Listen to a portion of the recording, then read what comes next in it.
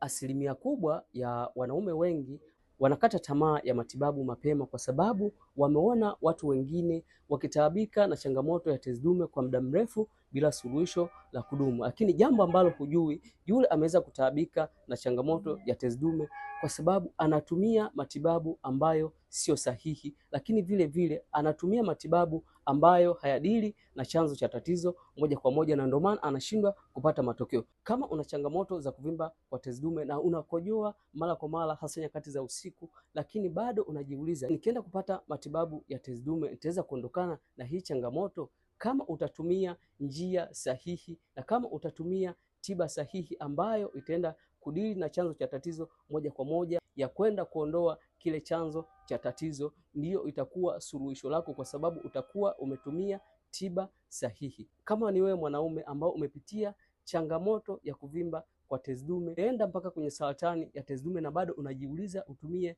tiba zipi, chukua namba zangu bio ili niweze kupatia njia sahihi ambazo zitaenda kuondoa changamoto yako.